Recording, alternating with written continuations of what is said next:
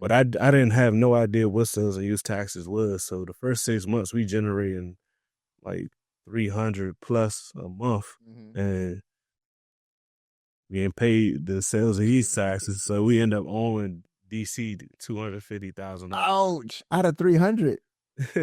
Out of 300. That's the whole bank.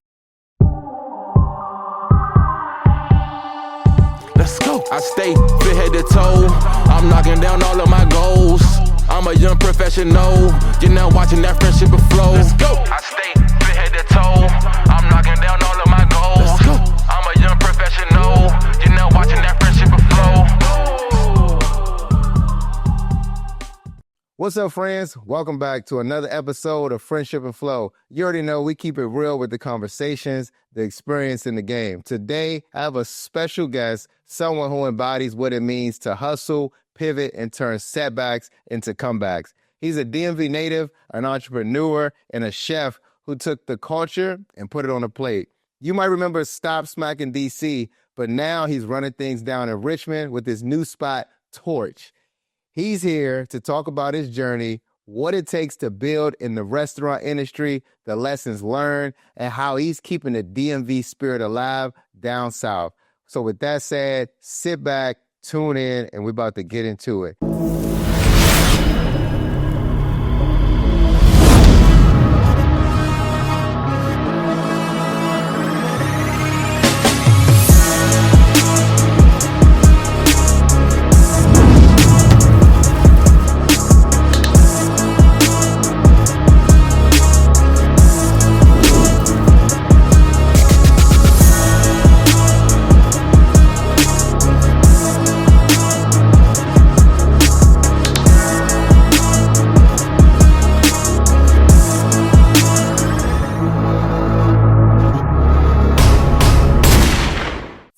From the DMV area down out. Now you're down in Richmond with your new restaurant. Shout out and congratulations on that. If y'all don't know, Dre has opened a new restaurant in Richmond called Torch. So if you're down in the Richmond area and you haven't checked it out, you need to stop what you're doing, make it a date night.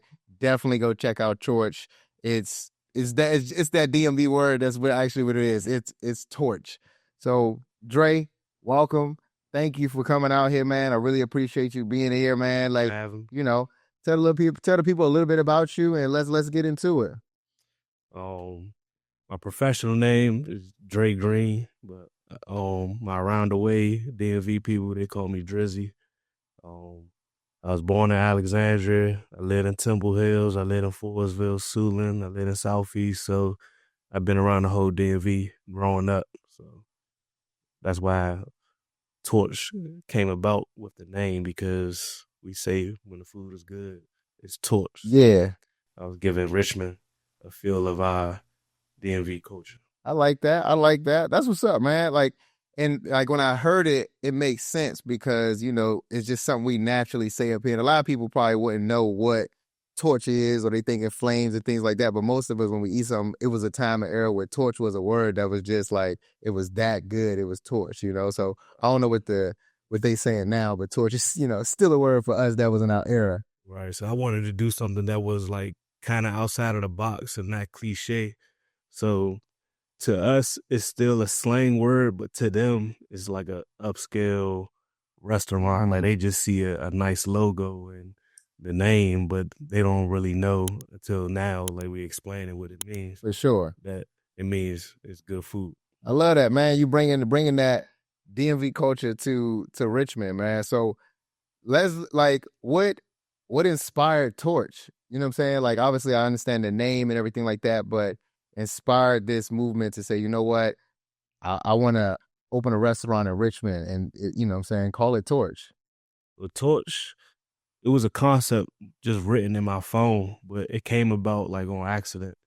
So we went to Richmond to look for more Stop Smackin locations because I wanted to transition Stop Smackin to a fast casual and make it like a wing stop or Sylvester's where you could just grab and go. And we're working on that right now in Lago, but you're going to see Stop Smackin basically shopping center to shopping center, city to city.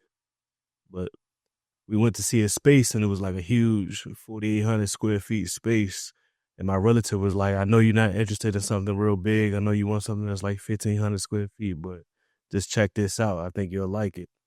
And when we was on the way to Richmond, I was telling one of my partners, I was telling him like, yeah, if we ever do something again in DC, it got to be like this. It got to be a corner unit, floor to ceiling windows. It's going to be upscale, elegant.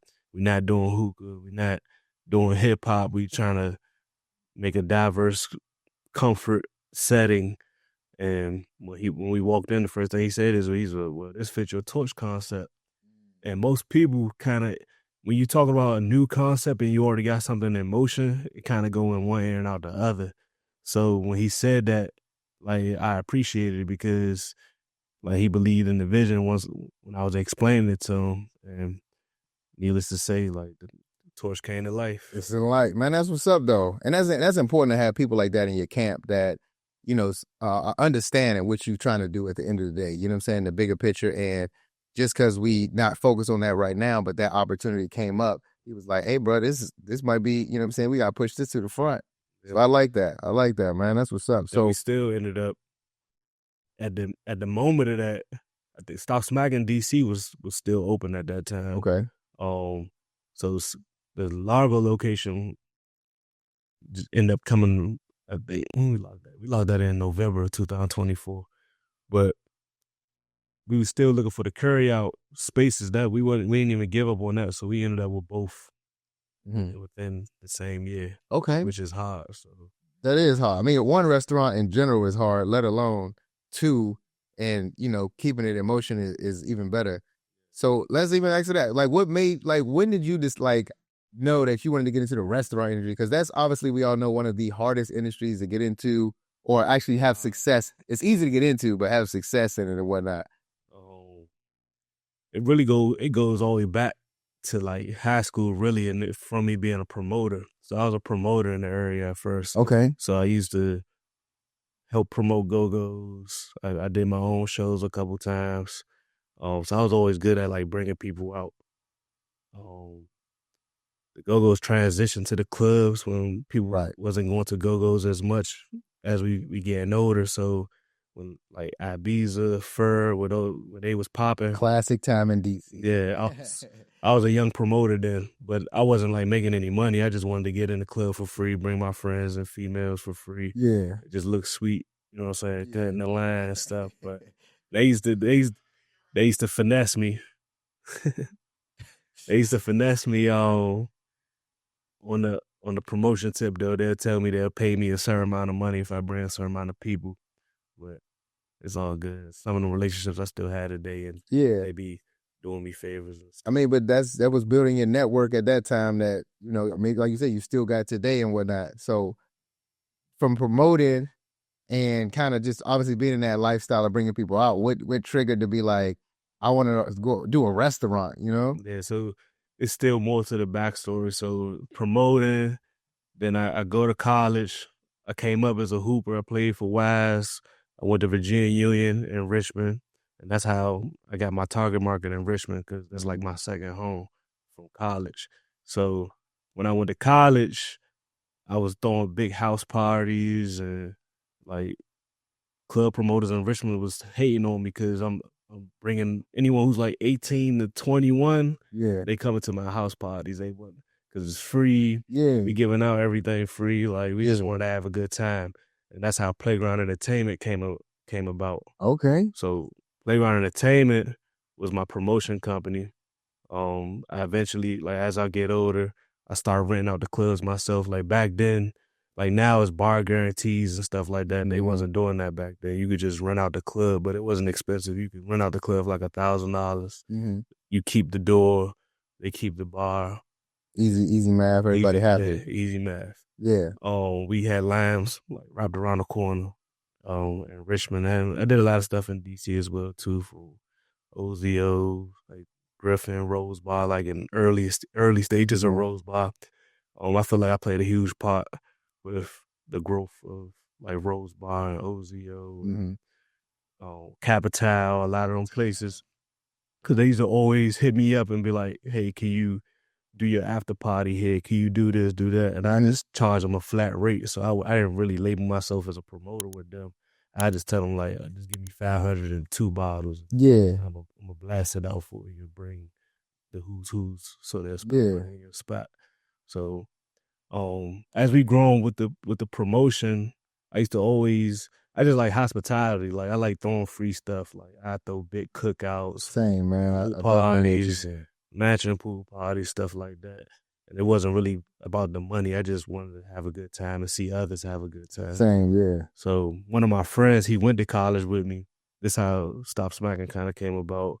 One of my friends, he was a part of the playground entertainment movement. We also had like a music aspect of playground entertainment. Because I had a recording studio and photography studio as well in Temple Hills. Okay. So serial entrepreneur, yeah, man. he was one of my original artists, but he knew how to cook. So Chef Murph, shout out to Chef Murph. He was just a self-taught good chef, good cook. So whenever we threw cookouts or anything, he was on the grill. But we used to do unique menus for our cookouts though. We'll do like jerk chicken lasagna and like just things that jerk chicken lasagna sound good. won't always be at your like roster pasta. Like we used to just do different stuff on our cookout menu than just burgers, dogs, and chips. Yeah. So it caught people's eye. Mm. And then speed things up. COVID hits. Murph, he started selling plates. Okay. But he had his own little thing going on with the plates. Mm-hmm. And I basically reached out to him. He's like one of my brothers. I'm like, we already got playground entertainment and we known for like throwing our events and stuff like that. If you stay consistent with it, you know what I'm saying, let me guide everything and I'll get behind you on you doing your food because I see that you taking it serious. Mm-hmm. Just make sure you stay consistent with it. Mm-hmm. So I made a list of names and then I thought of Stop Smacking because my mom used to always be like, stop smacking your food out loud. Yeah. And I wanted to do something that was like unorthodox, but I thought when I first heard it, bro, I thought it was like, I thought it was another DMV type slang, you know what I'm saying? Like what it's like, stop smacking, like that's something so good. So exactly what that is. So I definitely understood that, but I can get what you mean too, where mom dude's like, hey, you about to get popped in them lips. Right. So I thought it was something that was relatable that anyone could relate to, like your grandma or your mom or whoever. If you eat food that's real good and you smacking real loud, like your mom get irritated, like stop smacking. So that's how Stop Smacking came about.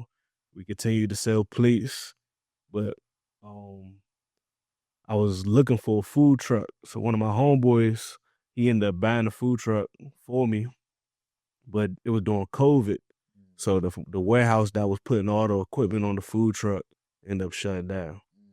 And then he ended up passing away from a health issue. Wow. Sorry to hear that, man. Yeah, so this is one of my dogs, Bezo. Rest in peace, Bezo. But still to this day, we got that food truck. It's just sitting right now. And it's like some stuff that got to get worked on the food truck. But we do got to Stop Smacking food truck. But we was promoting that it was already existed.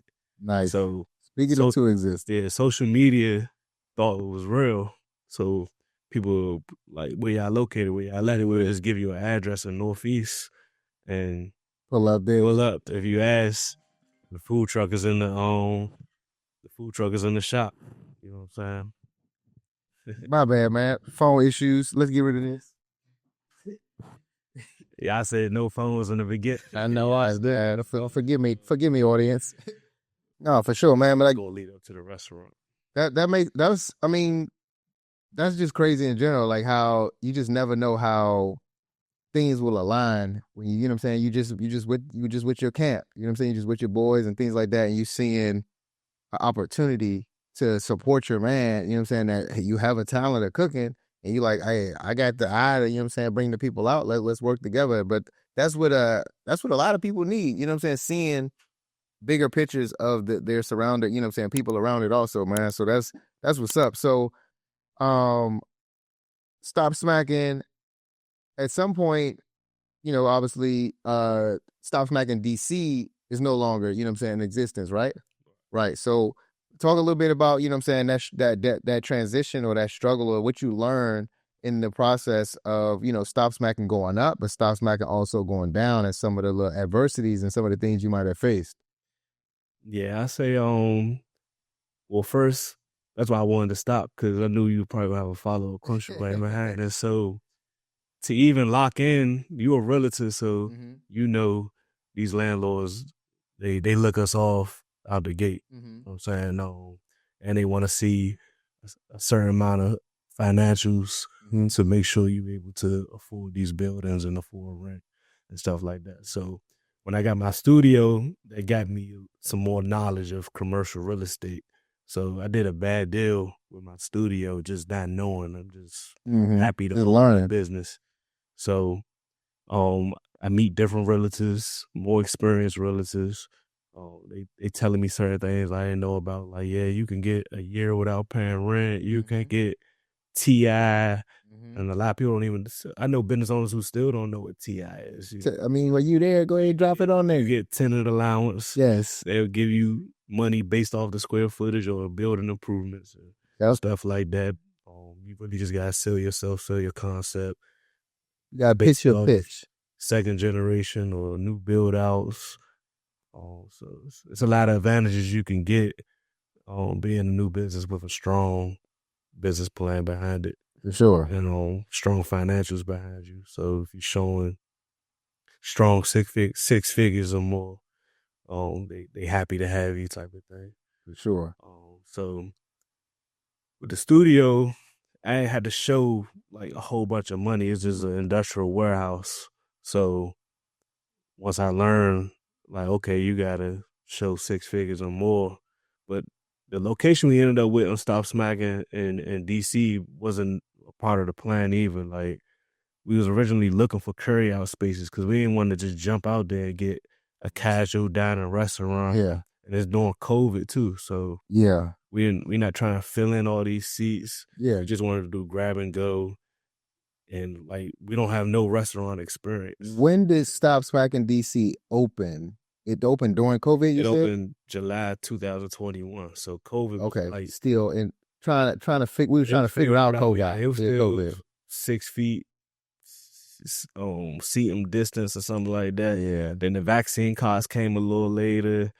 You had to wear masks. Like, it was COVID was a circus, bruh. It was a circus. And I feel like even during then, I didn't get to see my full potential. It was more so like learning experiences. But to go back to like what you originally said, when we first opened Stop Smackin, I don't even think really COVID was the issue or whatever, because I think they had just lifted the restriction or something, and we already had the momentum just from just being popular in the area.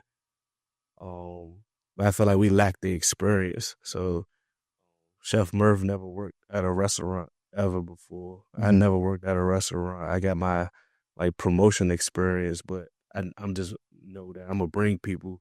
I'm forgetting about the customer service side. And we did hire a general manager to put that structure in place, but I kind of think I feel like he could have done more. Yeah. I feel like when you a general manager or manager in general, like, you got to catch things before it happen. Not like wait until after it happened and try to play defense. You know what I'm saying? But it was a lot of stuff in one that just happened, which you're not gonna know until you in the motions of it though. But we was hiring friends, we was trying to give friends roles that wasn't necessary because we just so happy in the moment. Like, yeah, we gonna make money. Put everybody on. Have you do security. We gonna have you be a promoter. Yeah. And we a restaurant, so in the mix, I'm like, hold up, restaurants don't need no promoters. You know what I'm saying? It's still we giving out money, just wild, payroll high. Like, this is my first time. Like, I'm transitioning from a business owner with a studio, but those all like contractor type situations. Like, there's people renting out my space, or I'm working out like 50-50 deals with an engineer or something like that. So I got 20 plus staff, general managers, DJs, and all types of stuff. So the overhead was crazy. But we was make like the first year we made like over like 1.5 million. Still, even with mistakes, still bringing in 1.5 million is amazing. That was good to see just on paper. I was like happy about that, even though I didn't really get to see it in my pocket. But it was just like I know I'm capable of making $1 million, and I like me personally. I may not be a millionaire, but my business is a $1 million company. So we was open for 3 years. We generated over $1 million each year. And that's also what brought problems to us closing, because I didn't know what sales and use taxes were. Let's talk on that. Let's teach the people sales and use taxes, because they like, yo, that money sound good until you got to pay Uncle Sam. Yeah, so I ain't even mad at Trump firing all these IRS people right now, because they make people's lives definitely harder than what they got to be. And they responsible for shutting down stadium. Yes, man. You know, if y'all familiar with Mark Bonds, he been locked up for taxes. All the big club promoters, DC, the biggest of the biggest, not even just DC, just worldwide. Even Donald Trump himself, they be having tax issues. And I feel like more so it'd be a lack of knowledge in the beginning. You gotta just stay on top of your books. But I didn't have no idea what sales and use taxes was. So the first 6 months we generating like 300 plus a month, and we ain't paid the sales and use taxes. So we end up owing DC $250,000. Ouch! Out of 300. Out of 300, that's the whole bank. Yeah, so they basically taking, that's like almost 20% of what you gross. The math sounds like a lot more than 20%. DC, and that's another reason why I took my talents to Richmond. But basically, if you open up a business in DC is your business partner. They take 10% of sales and use taxes. So you got a clothing store, you got restaurant, and it don't matter what business you have, they get 10%. So that's like a partner.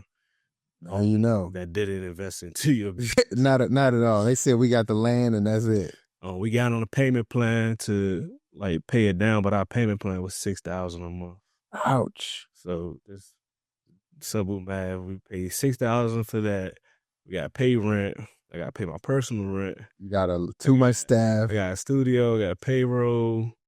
Like we keeping up with it, but it's like we just open just to be open at this point. It's a boxing match, man. I definitely understand. And if you're not really in a business minded like mindset, it'll end up being like a pointed finger type of. Yes. Everybody, because when things get rough, like now it's time to see who ready to, who about to wrinkle up and fold and see what's about to happen.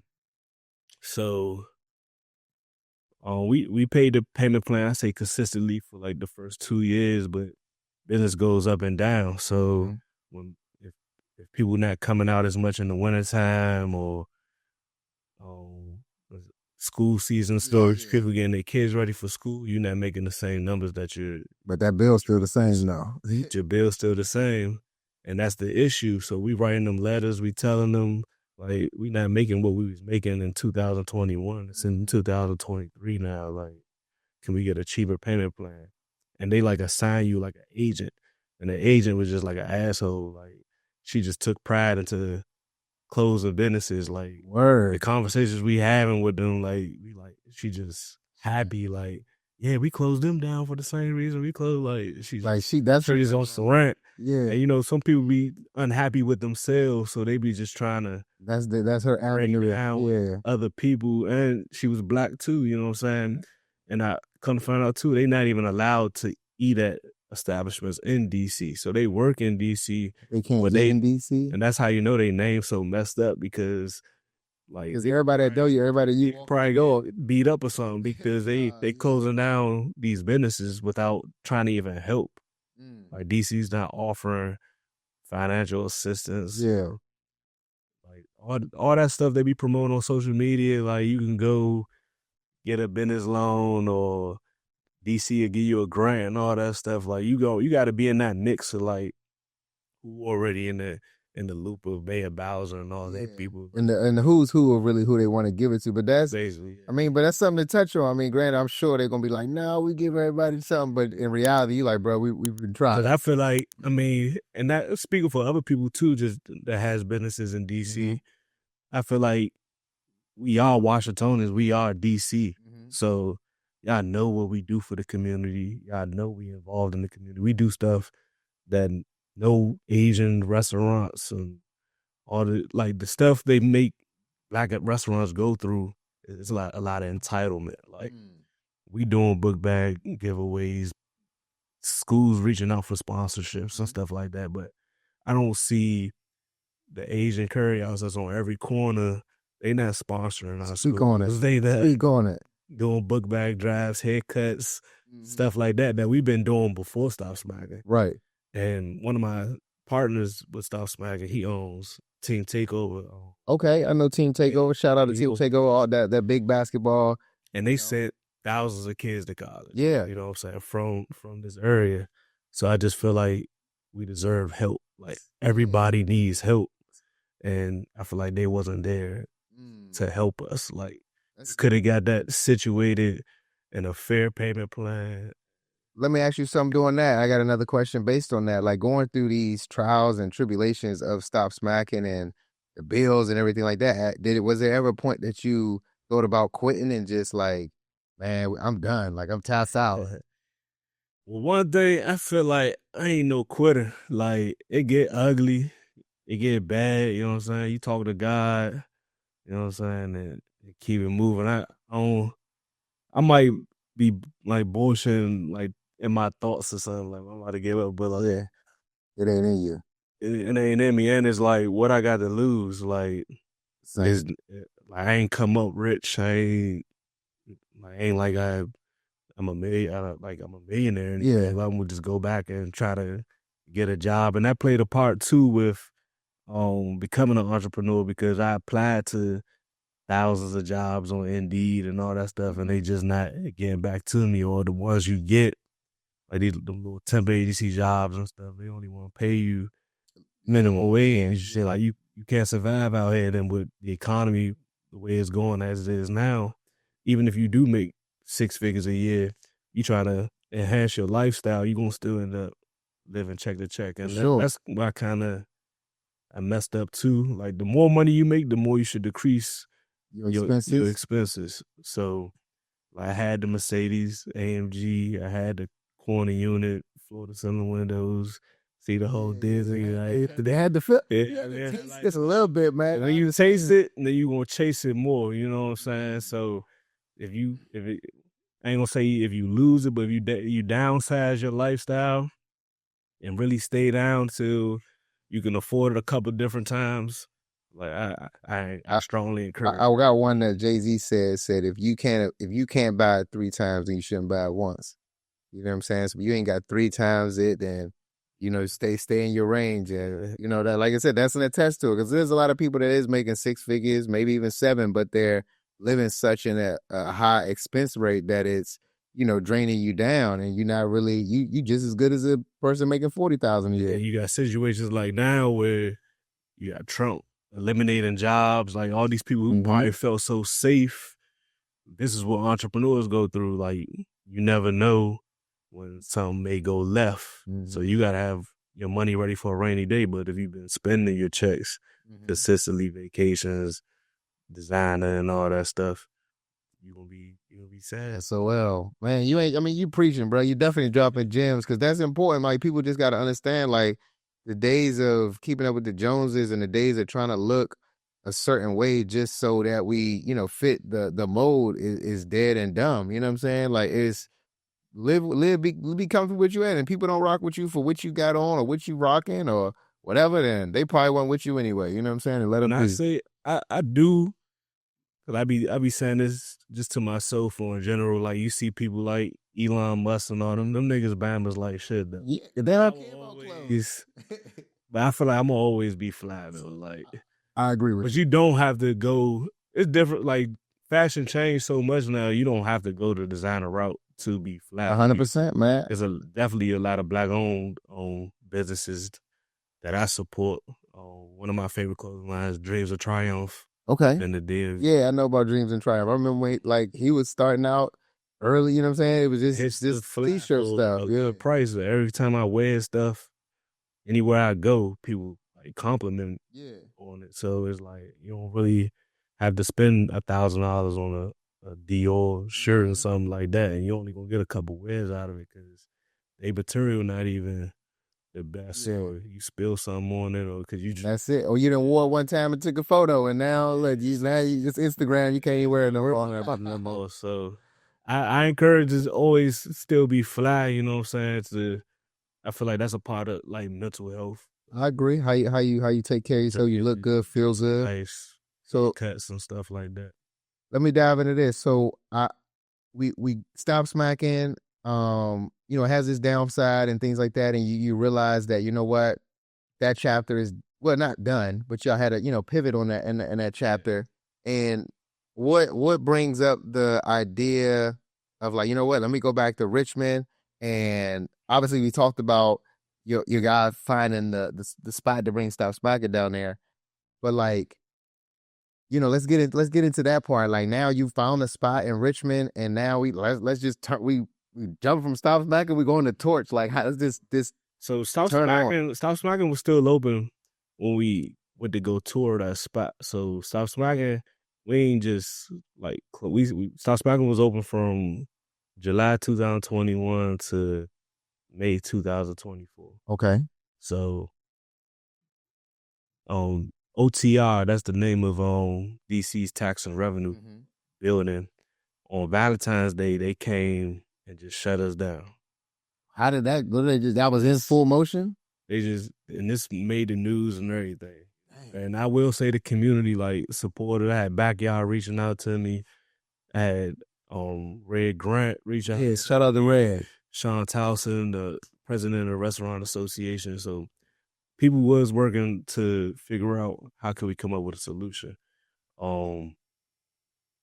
So when they shut us down, that's not when we closed good though, but they basically was like y'all got this big bill over y'all head, y'all ain't paying 3 months, y'all payment plan, we need $50,000. Like, they really they extolling you like that. They worse than the plug on the street. They telling you they want $50,000 right now, or y'all can't reopen. And this ain't got nothing to do with the landlord. This ain't got nothing to do with the bank. Anybody, like, you got to still pay your rent, and you gonna be closed down unless you pay this $50,000.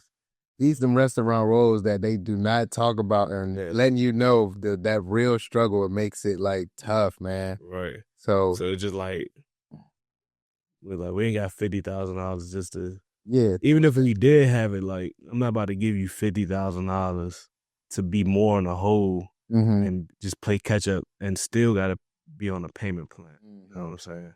So we get lawyers involved, and that's when I found out I got the knowledge of bankruptcy. So I filed bankruptcy. A business bankruptcy. I filed a business bankruptcy, and that gave us the power to reopen. And any of our prior debts was eliminated or consolidated into a future payment plan. So different bankruptcies you could file, either Chapter 5 or Chapter 7, Chapter 11. So I think we switched them eventually, but to reopen, we did, I think, a 5, and the 5 was they consolidate all your bills into a 5-year plan. But you won't go to court for like a year until you even like start the plan or whatever. So in the midst of everything, though, we was closed for like a month before we reopened. So they closed it down on Valentine's Day, one of probably those biggest days of the winter. Yeah. We had events planned and everything. We had to, like, nothing you can do. Yeah, they fucked us over. So we reopened in March. We like did like a big announcement and stuff. We got a lot of support. But we just was still playing catch up with a lot of stuff. And like May, I think Mother's Day came, and me and my partner, we his name Nunu with TTO. We just was talking. We just like, man, like, I think we should just basically regroup and like cause we've been talking about the takeout, doing a curry out and stuff like that. So we was like, man, we just need to regroup, get this off our shoulders. And set back, regroup, and let's see what we do. Learn all the ins and outs. We learn we got to keep payroll down. We learn we can't help everyone. We can't make everyone happy. We gotta just me and you. We gotta do us and Hey, keep going. Hard Knocks University, bro. I told you I got a doctor's degree at Hard Knocks University, so I already know you was in class. But in the midst of all that, we already in negotiations for Torch. Okay, right, So I was going up and down the road. So my other partner, Sudan, he owns Kitchen Crave. Okay, I know Kitchen Crave. So shout out to Kitchen Crave. They just opened up a location in Atlanta. Nice, that's what's up. So, we was riding up and down the road just looking for inventory, like, and I sold them on Richmond. I'm just like, Richmond, the economy's cheaper, the tax is cheaper, it's wide open, there's nothing really to do as much as DC. Like, DC is like the second fastest city pace after New York. So it's a lot of competition in DC. Like, you can't just be a mediocre like restaurant and say, you can't a name because it's a restaurant next to a restaurant, a lounge next to a lounge. Like it's a lot of competition. So I was just like, Richmond wide open, and we can for a carry out concept because I'm still just focused on Stop Smacking. I wasn't thinking about Torch. I was just like, a carry out at the most $3,000 for rent, like 5 employees. Yeah, and we don't have to do nightlife. We don't have to have liquor. We just open from like 11 to 9. We can make this amount of money in this time period, and we might not get rich, but we gonna have passive income. Yeah. You know what I'm saying? So that goes back to when we went down there. The relative, she was like, "I really want y'all to see this space." It made sense on paper, and then got going. That's around the time where we met, right? It's a little bit later, somewhere in there, like you was already in the midst of Torch starting. I remember we had a conversation. It was like in the middle of the summer, so I think the LLC for Torch was formed in April, and the lease got done in May. Gotcha. So we shut and stopped smacking down Mother's Day of 2024, and let's say 2 weeks, I got the keys to Torch. I remember, like I said, we had a conversation outside the apartment building. Talking about the concept and some of the things you wanted to do and kind of how, some of the visions or whatever. I took your advice because Torch, you can even, this is just facts. You can go on Google or whatever, social media, the Richmond Times newspaper, they label us as upscale dining experience in Richmond. Mm-hmm. And I asked you about, should I do this, do that? It was like, well, you want to brand them? Or you want to brand yourselves, right? You know what I'm saying? And I took your advice. I kept it modern, sleek, less is more type of thing. And it's working in his favor. It's amazing, man. And it was just, on my honest opinion, to be honest, it was just like, you could go this route or this route, but you're trying to build your own, your own brand. And, I'm glad it was, helpful to the bigger picture. Because, I love what it's become. Like, I can't, wait to get down there. We definitely going to do some features and things down there to highlight y'all, man. I'm excited because I seen some friends down there this weekend. I was like, man, I was supposed to be down there. It's you homecoming, so. Oh, okay. It'd be a lot of DMV people. I look at Richmond like Baltimore, like it's like an in and out type city. If you're not from there, you ride to Richmond or you ride to Baltimore, and also we do have a Torch Baltimore in the play too. So it's just like a in and out type city. Like you want to just get away. Yeah, do something different. Couple hours, a vacation. Like you could come to Torch and I could recommend some other spots for you after you do Torch, and then you could drive right back up the road. For sure. I like it. So let's talk about the Torch, man. Let's talk about Torch. Talk about Torch as a restaurant. Kind of like the menu. I know you talk about bringing the DMV taste to Richmond. So like, what do you have anything on the menu that kind of gives that, like, it's a DC feel, so you know what it is? I feel like we're the only restaurant. And like I said, people could look this up, but I feel like we're the only restaurant in Richmond with mumbo sauce wings. Ooh, yeah. So we got, it says on our menu, it says DC style mumbo sauce wings. So they already come fried hot. And they like one of our top sellers right now. listen, if y'all never been to DC or DMV and y'all know what we love, you gotta try mumbo sauce. But everybody's mumbo sauce is different. We already know yours is Torch. I got a homeboy. It's funny. He's from all over, but he's from Cali. He came to DC for the first time. We hung out, and I was getting some food. You know what I'm saying? Let's go get some food, and we got some carry out or something, and he got the mumbo sauce, right? And he like, what is this sauce? What is mumbo sauce? Like, you don't know. You're like, what is that? And he tries it. He's like, hey, they sell this? Like, can I take this with me? I had to take this man to Safeway, get the Capital Mumbo sauce. He's trying to get, this man said he went to the airport at DCA. They have a Capital One, area or whatever. He's like, they had the mumbo sauce on the table. This man took the mumbo sauce with him in the airport. Like, he snatched their mumbo sauce. Mumbo sauce is DC's unique style sauce. It did go commercial in stores now, but coming up as a kid, like mumbo sauce was carry out only, it's all right on everything. So fresh fries, mumbo sauce, yes. So yeah, that's mumbo sauce. The mumbo sauce wings is on our menu.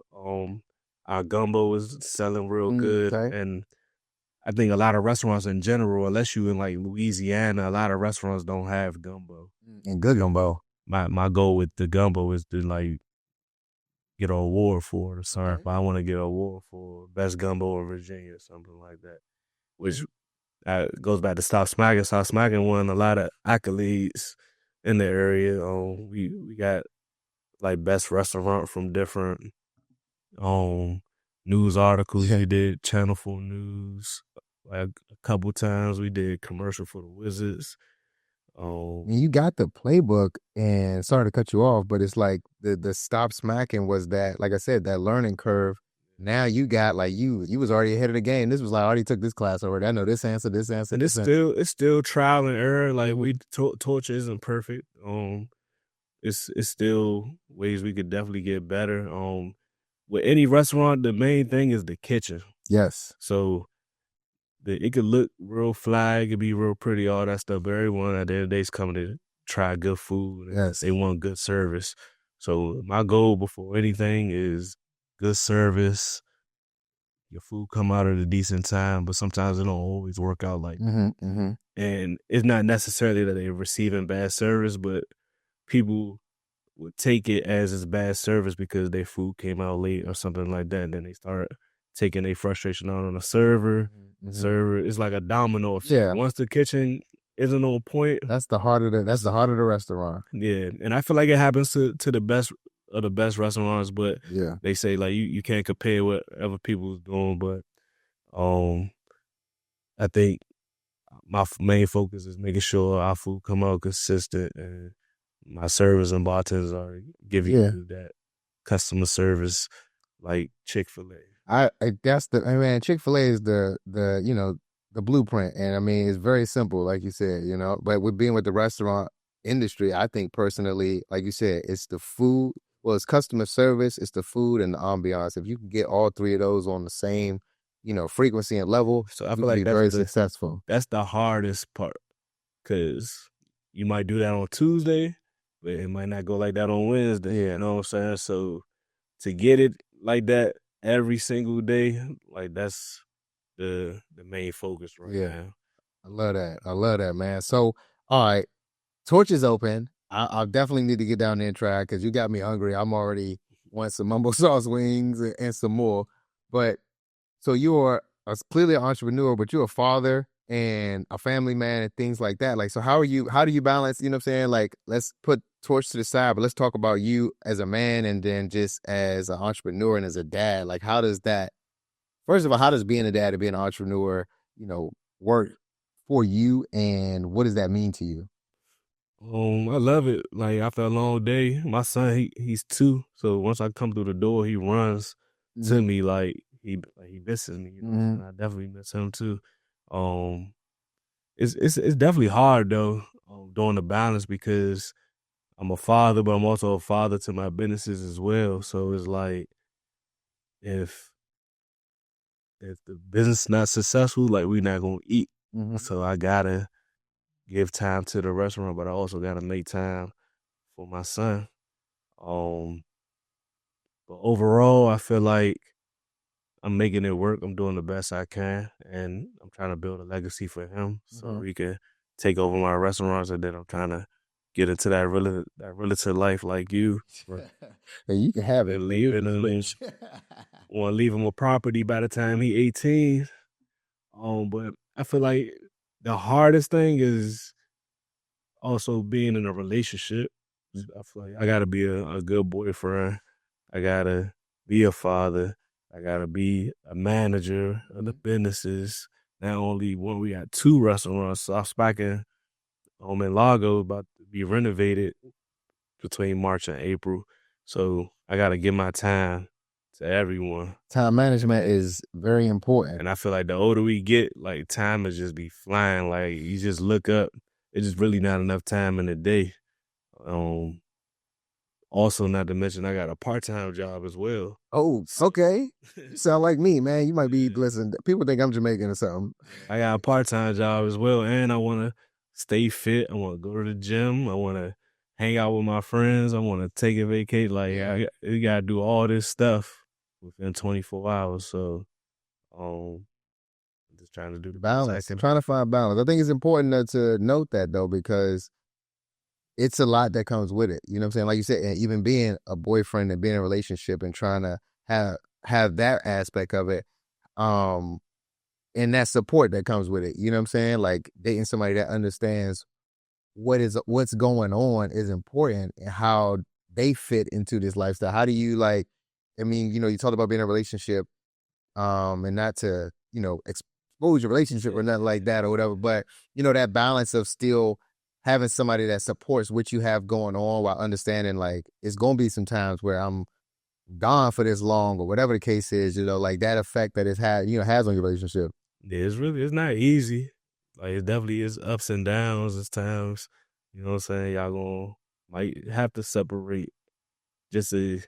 Sometimes you gotta focus on yourself to elevate. Like you gotta be a little selfish. Yeah. Like that's how you become great. Yeah. If you keep worrying about what others think or someone who's not on the same page to your dream, like if they have a 9 to 5 and they never sold a bag of chips or anything before, like they're not gonna understand how it feels to put your money into something. You gotta wait. Yes, investing. You gotta wait a year, maybe 2 years, you know what I'm saying, to see that return. Like it's not easy. Yes. And you gotta stay on top of your money. You gotta stay on top of your business. So it is definitely, I agree, man. I definitely always say like, not that a 9 to 5 and entrepreneur cannot work, because I believe that is true, but that has to be an understanding and balance that we either see things differently. But you just, whoever time is being taken away, that other person they gotta understand like it's not about going to get bitches. It's just, I'm really out here hustling. I'm trying to make some money. Even I might make it look easier in what I'm doing, like, but that's just from experience and building a team that I have. Right. But when I'm needed, I'm needed. Right. And I'd rather be in the building than 2 hours away. Yeah. And I can't do anything. And now we on social media saying they the worst restaurant in the world. True. And I mean, and like you said, it's a building process. You're in that process where you got to work in the business. You got to get those things. But you've seen 1.5 million, 1 million a year. So you know that, hey, look, like if I put this work in now, the fruits of my labor are going to 10 times 10x that. And that was my issue with Stop Smacking. I'm listening to everyone say, I got experience. I could do this and do that. So I sat back and let everyone do their thing. And that's something to touch on right there. So now I'm on top of everything. It's just more comfortable. But I hate when people be like, you can't compare, it don't matter if you black owned or anything like that. Like you can't compare a new business to someone like the Hamilton or something. Yeah, been open for 50 years. Exactly. You be like, you never see the owner there and all that stuff. Like that comes from experience. You don't know what they did back in their time to build to where they are. Correct. You don't know how Wendy's came up or Like they all, you can watch their documentaries and stuff now, but they tell you like they was hands on in a little factory or whatever they was doing to become the massive company they are today. So you got to get your hands dirty to an extent. Like you said, everybody sees the glitz and glamour, the big picture, the all the success, but nobody sees the hustle, the grind, the dark rooms, the time where you were really like in there wearing different hats. You know what I'm saying? I actually, before I was like, you a chef, Dre? He was like, nah, but I'll be in the kitchen, whatever it takes. I feel like I be joking, but I tell everybody I do everything in the restaurant, like literally everything except wash dishes. I don't want to wash dishes. So that's the only thing. Like, listen, but I cook. I know how to make drinks. I know how to host. I clean the bathroom and all that stuff. You know what I'm saying? But when it comes to washing dishes, that's where I draw the line. Yeah, I draw the line. I draw the line. Being water police and a lot of just like gook of food. Yeah, that's what's up, man. But that's what it takes, though. That ability to not humble yourself, but understand that I got to be able to play all these positions. And if you're gonna be on my team, you got to be willing to play all these positions. There's nobody that's bigger than the team. That, you know what I'm saying? So whatever role I need you in, let's go. And that falls back to every position is needed. Everyone is equals. So if there's no greeter at the grease stand, it's not gonna be organized. If it's not a dishwasher in the back washing the dishes, ain't gonna have no plates to serve out. If it's not a bartender to make drinks, and so on. You need cleaners. You need, like, everyone is all equal. Everybody is pivotal in their role, no matter what you do, thinking you're better. You know what I'm saying? I'm the chef. This and that. Well, you ain't the chef if you ain't got nothing clean. Yeah. Everyone is equal. Your pay might be different or something like that, but if you don't have that other person to assist you, like, you need a team. And I do like, if they do see me work, I feel like that's a respect thing, because they like, oh yeah, he'll help me. If he ain't here rolling his sleeves up, I know I got to get it done. But my goal ain't to be in a restaurant, like, just working for the rest of my life and nothing like that. So I definitely it to be self-efficient, and I just want to be chilling at the pool, look at my laptop, look at the numbers, look at some cameras, text the manager, and close the laptop. That was my next question, to kind of like, where do you see Torch going in the next 5 years, and you in the next 5 years, and like your bigger, you know what I'm saying? Like, obviously we always want to be at the biggest stage, but what you see with Torch and yourself in the next 5, Torch yourself, Stop Smacking as well, in the next 5 years. So I'm 33 years old. So 5 years, I'd be 38. My goal in life, like, they say you shouldn't put like age on certain things, you know what I'm saying? But I want to retire by 40. Okay. And retirement for me looks like, like just being in real estate. Also want to get into developing. So like the big dogs that's in DC that's building these buildings and stuff, I feel like it goes over a lot of people's heads. Like when you see cranes and stuff like that, I get excited about that. Same, man. You sound like big dog. I just feel like when they put the MGM in the DMV, it's like, it's money out here. You know what I'm saying? Like, it's a real big picture that I feel like a lot of us, we gotta, like, people put too much thought to Trump doing this, Trump, like, you gotta either get with the program or get rolled over. You can just crying and commenting and, man. Can I jump in for a second, dog? I made a post, y'all. I made a post after the election, and I told everybody, I was like, listen, I understand that your person that you voted for did not win, right? But to be out here crying and really losing full emotion over people that really don't even, you know what I'm saying? At the end of the day, yes, they're doing some things that's going to affect you, but at the end of the day, this ain't the first president nor the last that we done been through that doesn't side with you and your culture and your people. Don't, like, what you gonna do next? You gonna cry the whole time or pivot and move? It's 2025, like, survival of the fittest. And yes, race to an extent plays a part, but these days our own people is bringing each other down worse. Like, we killing each other. We knocking our businesses down. Like, black people attend or purchase something from other black people. Yeah, they might not get the best experience they had before, but they tear down the whole black business community. This why I don't support black businesses. Yes.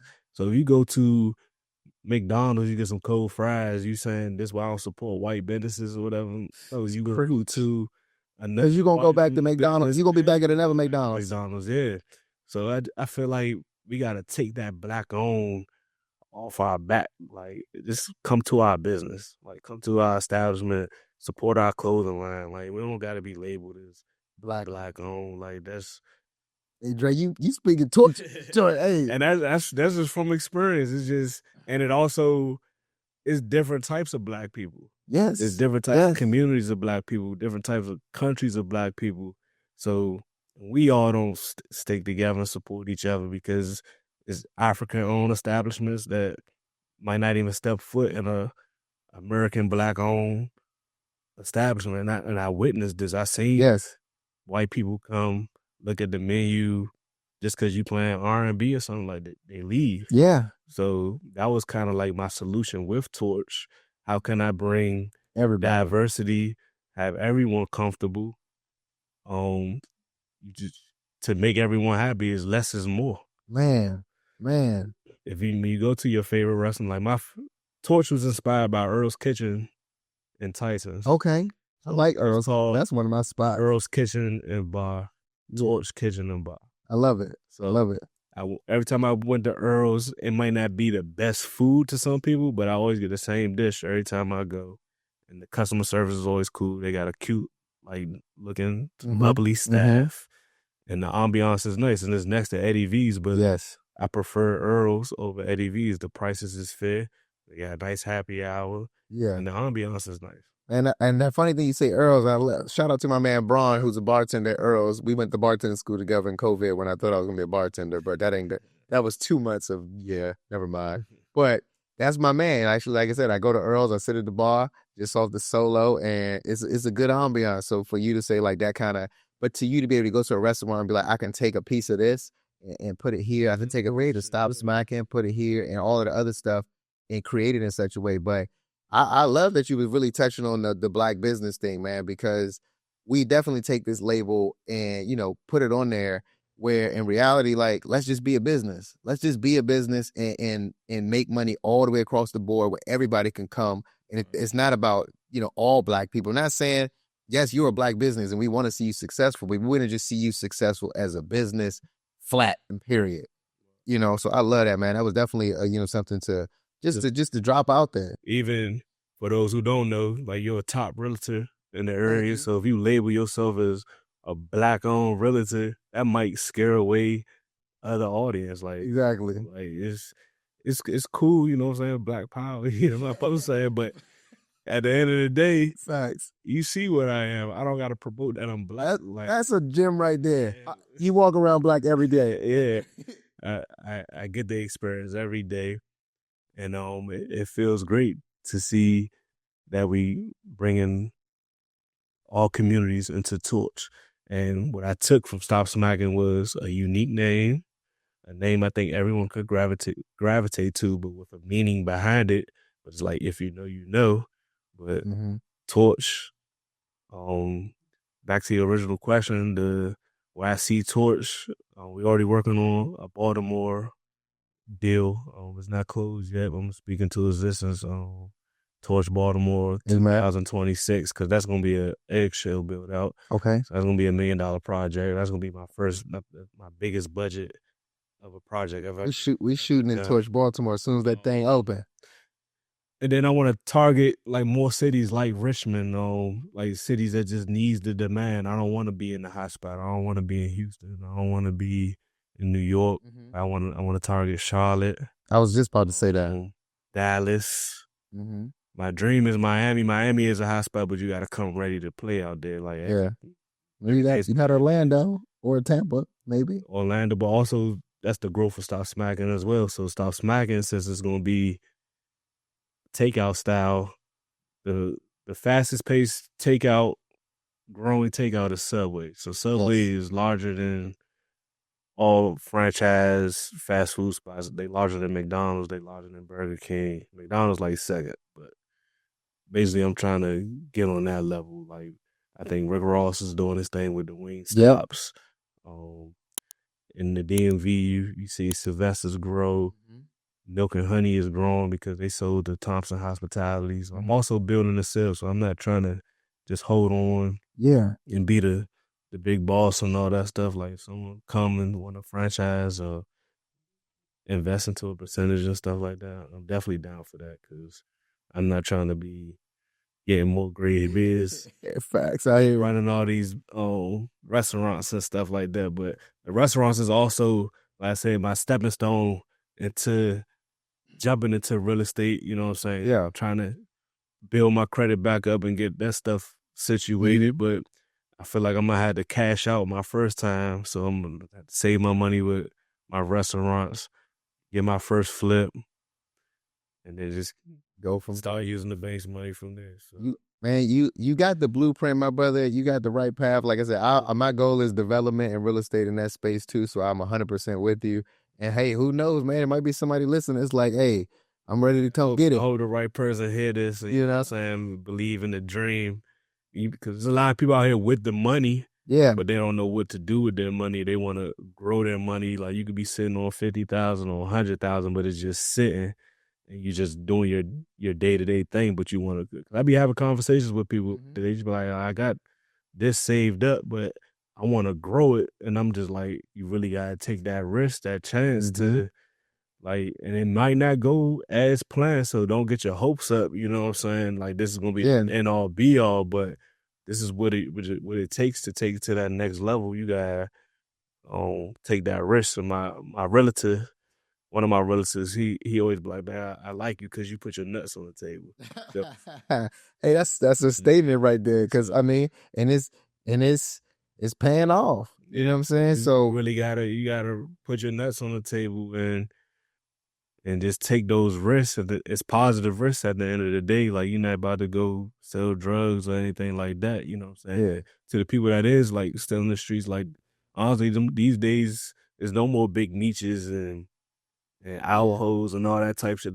Days is over with. So if you are still out there, like, having that little run, like, put it to the side and really put it into something, because cash ain't worth nothing no more. So, man, and even they give you a hard time trying to buy a car if you just come with all cash. So I love it, man. Dre, you have dropped the people some gems today, bruh. I learned a lot. You was teaching me stuff. I was like, I'm supposed to know this. But man, I just want to say, one, congratulations, dog. Like, just everything you have going, everything that's ahead of you, man. Your flowers now. I want to say congratulations, and I'm excited to just witness it all and, you know, just sit down and just see it all. I appreciate these platforms, you know what I'm saying, because I've done interviews before with like newspapers and stuff like that, but you don't get to say the real. You know what I'm saying? They ask you like questions and stuff like that, but they kind of like summon everything up and issue up to how you want to issue. Because even these days, I be able to tell the bigger, like, outlets and stuff. I tell them like don't advertise me as black owned, because the first thing they say is new black owned. Yeah.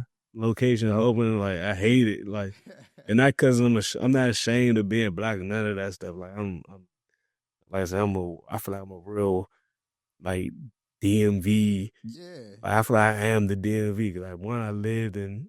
Yeah, I mean, you ain't got to express it. You are the DMV. I'm the DMV. So, like, it's just growing and learning and interacting with other people and meeting different races and traveling the world and stuff like that. You just get exposed to new things and you just want to do better, you know what I'm saying? So, man, I love it, man. This is you touched, man. I'm just grateful that you was you came through, and then learning the story, hearing the story, and just the gems you dropped, man, have been a blessing, bro. I'm thankful.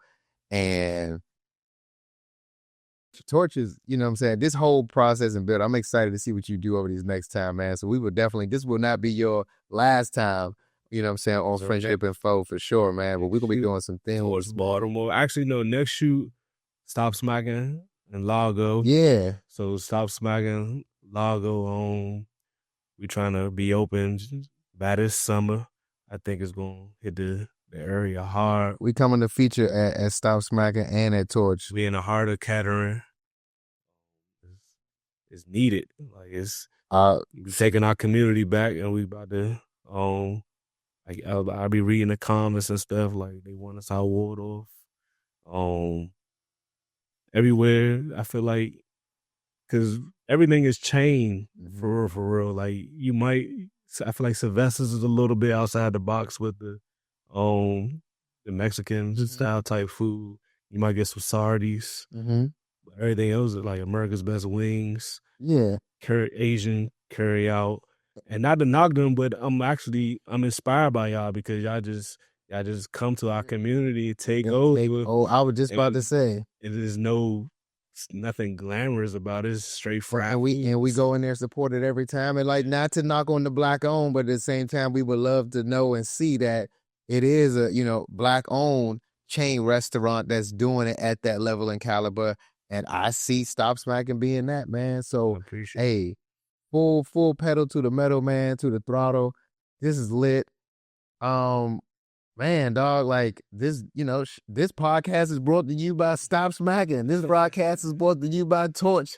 So with that said, and it's still playground entertainment for life. PGE, none of this would be here if it wasn't from those beginning stages of PGE. And I do want to open up another studio. I didn't say this in the interview though, but like I managed music artists coming up. We had like one of the biggest songs in the area. It was called Thrax Too Much. Okay. So I played a part in that. I had my hands in a couple, just invested in some of the youth in their career and stuff like that. And like recipes to Gunu, he was real popular in the area. He was in my studio every week. I watched him come up as a kid. So I feel like I played a part in the DMV music culture as well. And I want to bring the studio back. But it's going to more so focus on photography and videography. Okay. I used to make more money from the videography side. I was getting like rent outs for people because I had a real big green screen. It was a cyclorama wall, so I was getting commercial shoots. They was asking to bring cars inside and all types of stuff. And that's a gem that another lane that people can learn that you can make money. Not it's like restaurants and everything, but like you said, in the studio aspect and not being a rapper. It's bigger than music. It's definitely bigger than music, and I feel like, no offense to the rappers, but that's a hobby. Until you actually making money from it, it's a hobby. So. Not even just in music. Back, you said, where I see myself in 5 years, I want to be in the granite and quartz business. I want to start selling quartz and marble tops and stuff like that. You got some that's essential because all these new houses and luxury apartments and all that stuff, they need quartz and marble countertops, and they at least $10,000 a slab based on the square footage. So that's my retirement goal. Hey, sit back and of course. I'll listen. I'll be right in there flipping houses again, and coming to you for it. So well, man, listen. Like I said, we got to save some for part 2 when we go out to Torch Baltimore, when we go out to Stop Smackin Largo, when we go out to Torch Richmond. We definitely gonna see plenty more of you on Friendship and Flow, and then just with just Jason Entertainment, with just everything.